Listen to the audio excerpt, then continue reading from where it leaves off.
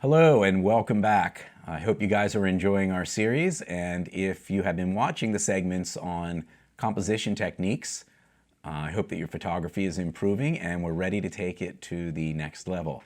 The next level is really editing your photos on your cell phone or your tablet before you print them or before you text or email them to your friends and family and before you put them on social media.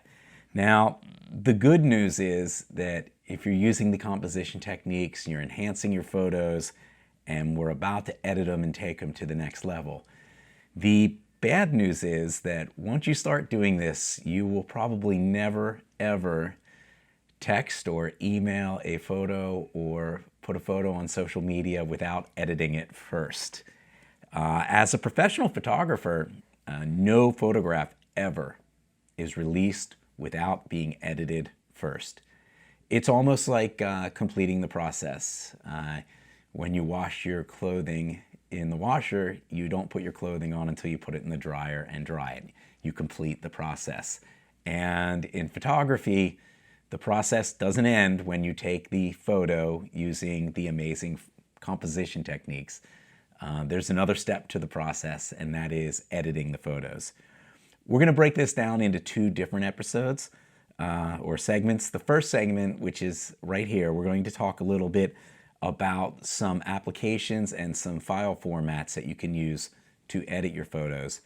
And then on the next segment, we're actually going to edit 3 or 4 photos on a cell phone or a tablet to show you how the process is done and exactly what to do to complete this. So let's move into the first part of our segment, and that's going to be the applications that you can use and some different file types. First one I want to talk to you about is called Snapseed. Snapseed is owned by Google, and it is what we call a camera raw camera and editor. It does the whole thing, the whole process from shooting the photo for you, as well as you can go into the edit mode, edit the photos before you put them out there. The second one is Lightroom, which is part of Adobe and what Adobe calls their Creative Cloud. Now you can download Lightroom for free. You can shoot in what we call Camera Raw, which we'll discuss in a minute, as well as edit your photos. If you want more of the advanced features or the ability to interface it with your computer or your tablet, as well as using Lightroom and Photoshop, that would require an Adobe Creative Cloud subscription. And I believe the Lightroom Photoshop package starts for around $10 a month. Now, if you want to take your photography to the next level and you don't mind spending a few dollars, I believe it's about $5 or $6, there's an application called Halide. Now, Halide is a camera-only application. It's not really for the editing, but if you're really enjoying the composition techniques and you want to have a little more control over your camera, treat your cell phone as if it was a professional DSLR, Halide can do that for you. It allows you to control the exposure of your photos. It allows you to control the focus of your photos, and it also allows you to control the depth of field of your photos.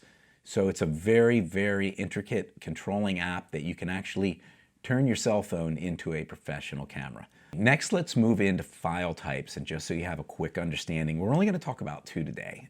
One you're probably familiar with, and that's called a JPEG file. JPEG is a very versatile, great format for your final photograph.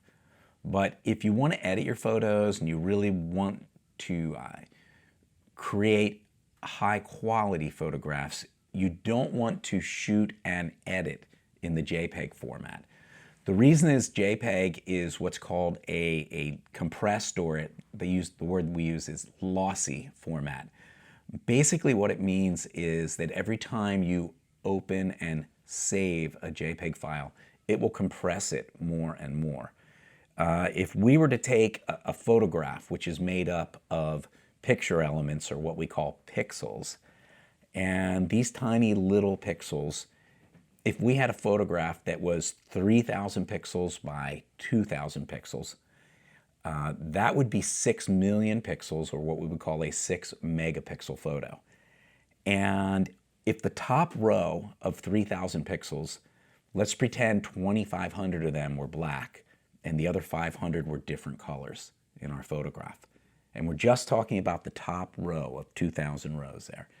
Well, when we save it as a JPEG file, the first time, it might save 2,500 black pixels, but what it really does is it saves one black pixel and repeats it 2,500 times. And the next time you save it, that top row, it might take that one black pixel and repeat it 2,800 times. And the third time you save it, it might repeat that one black pixel 3,000 times. And what it's doing is it's compressing and you're losing resolution on your photograph. And the phrase that we use once it's compressed too many times is that it is pixelated. And we all know what a blurry pixelated image looks like. A different format that you can shoot in is what we call RAW. The applications we mentioned all shoot in RAW, and many of your newer iOS and Android cameras, cell phones, sorry, will shoot in RAW. And what RAW does is RAW records each of those 6 million pixels if it was a 6 megapixel camera, or 10 million pixels if it was a 10 megapixel camera. And every time you save in RAW, it does not compress it. That's very, very important when you want to edit the photo. So using Camera Raw or one of the 3 applications that will shoot in RAW gives you a better photograph with more information to start with. It allows you to edit more and get better sharpness and detail. And then once you are finished, we save it as a JPEG file, which means it's a smaller file now that we can send to people via email or text, as well as put on social media. So Camera Raw is the best format to shoot in, and then we output it to JPEG.